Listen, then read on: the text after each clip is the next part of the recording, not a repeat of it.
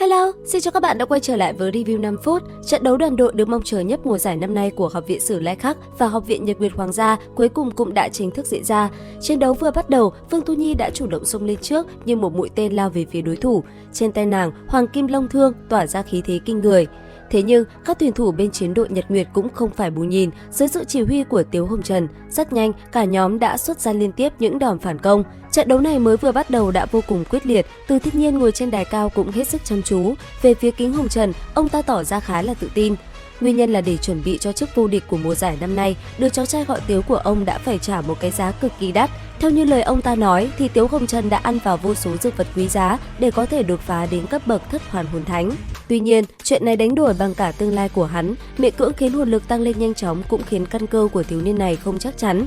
Nhưng lấy sức mạnh một người mà đem lại vinh quang cho đế quốc thì cái giá này cũng thật là đáng. Lúc này, phía dưới sàn đấu, độc của Chu Tinh Băng Thiểm đã lan tỏa ra xung quanh. Để bảo vệ đội trưởng của mình, các tuyển thủ của Sử Lai Khắc lựa chọn phương thức tiêu hao hồn lực thuần túy. Tào Cẩn Hiên cũng thả ra vũ hồn của mình, đồng hồ thời gian thần kỳ ở sau lưng hắn phóng ra tia sáng chói mắt. Nhưng cơ hội đó, Vương Thu Nhi tiếp tục rút ngắn khoảng cách với đối thủ. Khoảng cách Hoàng Kim Long Thương của nàng phóng về phía trước, tuyển thủ Lam Tu của chiến đội Nhật Nguyệt mau chóng kích phát ra xạ tuyến đàn hồi, khiến cho nàng không cách nào đến gần phát lực. Ngay khi Vương Thu Nhi bị bắn ra xa, trên sàn đấu 7 cái hồn hoàn hàng rưu cũng liền xuất hiện đến từ vị trí của Tiếu Hồng Trần. Vô số đạo lửa đạn trong nháy mắt bộc phát, bao phủ đối Hoa Bân, Chu Lộ, tỷ muội Lam Tố Tố tất cả vào bên trong. Sử Lai Khắc chiến đội chủ động tiến công nhưng vào lúc này lại bị áp chế hoàn toàn. Cục diện trận đấu như thế này trước đó không ai tưởng tượng được. Không ngờ Nhật Nguyệt chiến đội lại ẩn nhận đến thế. 4 người cùng theo Vương Thu Nhi tiến lên phía trước cũng không vì đối thủ bày ra thực lực cường đại mà mất tập trung. Khoảnh khắc hai hồn đạo khí cấp 6 của Mộng Hồng Trần là băng kiếm phóng đến, Vương Thu Nhi trực tiếp sử dụng Hoàng Kim Long Thương ngạnh kháng. Mặt đất nháy mắt nứt ra, kính do băng chi chiết dạ ngưng tụ lập tức bị nghiền nát. Chưa dừng lại ở đó, hồn kỵ thứ 4 Hoàng Kim Long Bạo, hồn kỵ thứ 6 Kim Long Thị Huyết của Vương Thu Nhi đồng thời kích phát đánh bay Mộng Hồng Trần đang ở gần đó. Một chiêu liên hoàn kích này lập tức khiến Mộng Hồng Trần trọng thương. Thấy thế, Tiếu Hồng Trần tức giận gầm lên. Như hiểu ý, Diệp Lộng Phong thân là kẻ hủy diệt trong thế hệ trẻ của Minh Đức Đường đã phóng thích suy lão xạ tuyến để trả thù cho đồng đội. Đây là hồn đạo khí mới nhất Minh Đức Đường mới nghiên cứu ra, một khi bị đánh trúng sinh mệnh lực trong cơ thể sẽ không ngừng bị ăn mòn, làm mục tiêu nhanh chóng bị già đi cho đến lúc tắt thở mới thôi.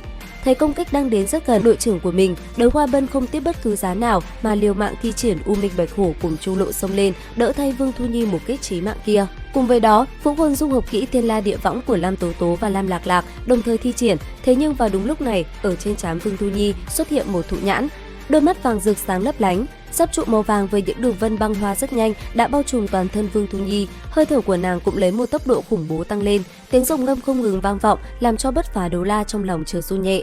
Đến nước này thì huynh muội Tiếu Hồng Trần buộc phải dùng đến vũ hồn dung hợp kỹ, một con tam túc kim thiềm to lớn xuất hiện giữa lôi đài, quyến luyến Hồng Trần lập tức kích phát ra. Không ngờ rằng Vương Thu Nhi vừa phất tay, kịch độc kia đóng băng ngay tức khắc. Ngay sau đó, một vòng xoáy khổng lồ bao quanh toàn trường, thì ra là Hoắc Vũ Hạo đã sử dụng hồn kỹ mô phỏng trở thành bông tuyết đến bên cạnh Vương Thu Nhi. Sau đó, hai người thi triển ra vũ hồn dung hợp kỹ có tên Vận Mệnh Long Ngâm đánh trọng thương huynh muội Tiếu Hồng Trần và giành chiến thắng. Trong lúc xoáy, âm thanh có chút khác thường của Vương Thu Nhi ở chính trong đầu nàng vang lên. Vì cái gì phải giúp ta? Rất nhanh, nàng đã nhận được đáp án. Ta không chỉ giúp ngươi, ta giúp Sử Lai Khắc. Sử Lai Khắc vinh quang cũng không chỉ là trách nhiệm của mỗi các ngươi. Tình hình lúc này bên phía khán giả của Nhật Nguyệt Đế Quốc là hết sức náo loạn. Khó khăn lắm Đông Nhi mới đưa được Hoắc Vũ Hạo về khách sạn nghỉ ngơi để buổi tối còn tham dự cuộc thi chế tác hồn đạo khí. Tối đó, khi Hoắc Vũ Hạo đến gặp tên môi giới trong khách sạn, hắn đã đề nghị tên kia giúp mình mua lượng lớn kim loại quý. Sau dịch hoàn thành, Vũ Hạo sẽ giúp hắn nâng cao thực lực từ cấp 5 lên cấp 6.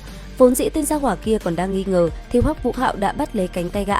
Sau đó, gã liền cảm thấy hồn lực trong cơ thể nhanh chóng dao động, nương theo thời gian mà không ngừng tăng lên. Hơn nữa, lại không cảm nhận được khí tức tà ác nào. Thu tay về, Hoắc Vũ Hạo lạnh lùng nói: "Chuyện ta giao cho ngươi phải làm nhanh một chút. Lần này, sau khi trận đấu kết thúc, ta phải trở về bế quan nghiên cứu hồn đạo khí. Sau này, có ngày gặp lại hay không còn rất khó nói. Phương diện tiền bạc ngươi không cần lo lắng, chỉ cần ngươi có thể tìm được hàng, ta ngay lập tức có tiền giao cho ngươi. Đương nhiên, chuyện này ngươi nhất định phải giữ bí mật.